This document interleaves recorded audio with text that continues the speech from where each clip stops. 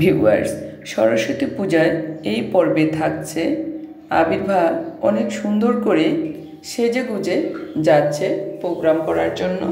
তো সেই প্রোগ্রামে থাকবে সরস্বতী মা উপলক্ষে কিছু সুন্দর স্বরচিত লেখা, আর থাকবে বেহালার সুর, থাকবে গান, থাকবে বিভিন্ন বাদ্যযন্ত্র।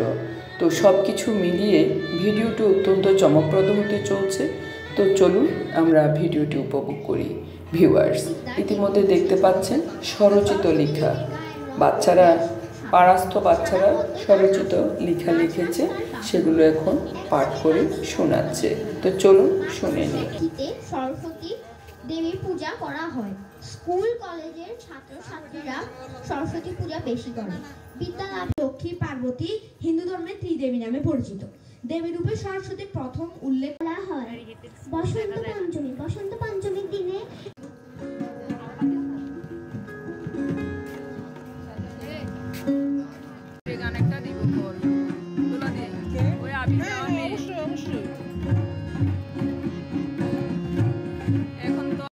এই পর্বে শুরু হয়েছে গান। তো এই গানটি মরমী গান ছিল। তো এই গানের সাথে তাল মিলিয়ে চলছে বিভিন্ন ধরনের যন্ত্র। দেখুন, কেউ তবলা বাজাচ্ছে, কেউ হারমোনিয়াম বাজাচ্ছে, আর এদিকে আছে গিটার। খুব সুন্দর এবং সুরেলা কণ্ঠে এক একজন করে গান শুনিয়ে যাচ্ছে। তো গানগুলো সমস্যার কারণে আমি গানগুলো দিতে পারিনি, তবে গানগুলো দিতে পারলে আরও ভালো লাগতো। তো এগুলো হলো বাচ্চাদেরকে বাড়তি আনন্দ দেওয়ার জন্য করা। তো সেখানে আবিরও গান দিবে কিছুক্ষণের মধ্যে। ছোট ছোট ওখানকার অনেক বাচ্চারা ছিল, তারা সকলেই গান দিয়েছে। আর এদিকে স্টেজে আছে অনেকেই, পাড়াস্থ বৌদি, কাকি, আন্টি, পিসি যারা আছে সকলেই আছে।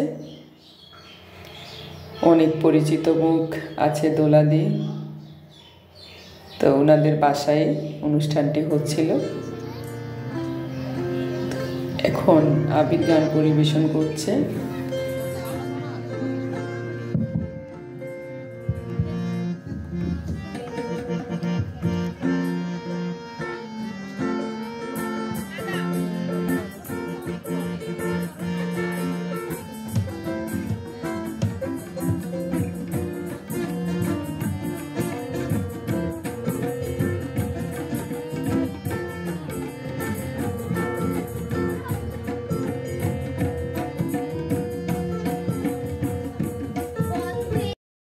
আবির্ভাব কোন গানটি পরিবেশন করছে আশা করি আপনারা বুঝতে পেরেছেন। তো যাই হোক, সে ছোট মানুষ, ভুল ত্রুটি করতেই পারে, তারপরও ওখানে গিয়ে সুন্দরভাবে যে গান পরিবেশন করছে এটাই আমার ভালো লাগছে। আর ওখানকার সকলে বলেছে তার গান ভালো হয়েছে। এরপরে এক একজন করে অনেক ছোট ছোট বাবুরা আছে, তারা নাচ দিবে, গান করবে।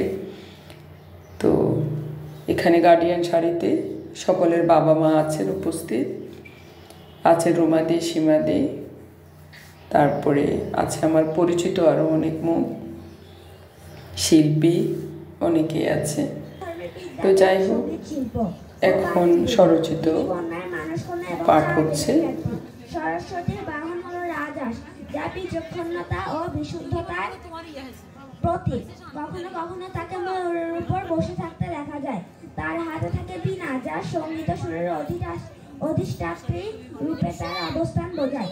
এছাড়াও তার হাতে থাকে পুস্তক, জ্ঞান, সঙ্গীত ও মালা। সরস্বতীর প্রধান উৎসব হলো বসন্ত পঞ্চমী, যা মাঘ মাসের শুক্ল পক্ষে উদযাপিত হয়।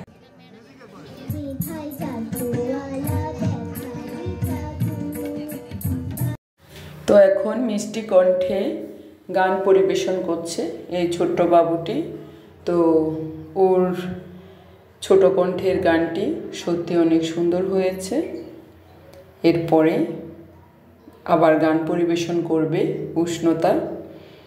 তো এখন উষ্ণতা গান গিয়েছে, বেশ ভালো লেগেছে। এরপরে ছোট্ট বাবুটি গান গেয়েছে, এ হলো অতিথি শিল্পী।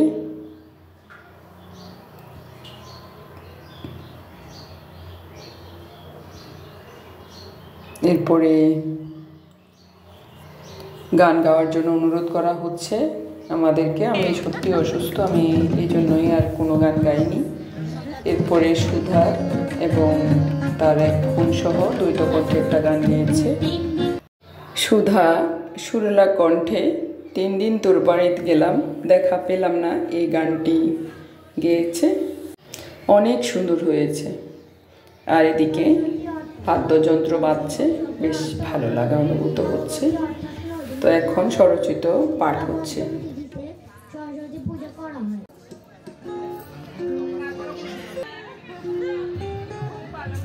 আমার মায়ের মতো এমন মা আছে পাঁচজনা। ভালো আছো? মা সরস্বতী বিদ্যা ও জ্ঞানের প্রতীক, তাকে বিদ্যা দেবী বলা হয়। তার এক হাতে পুস্তক এবং আরেক হাতে বীণা।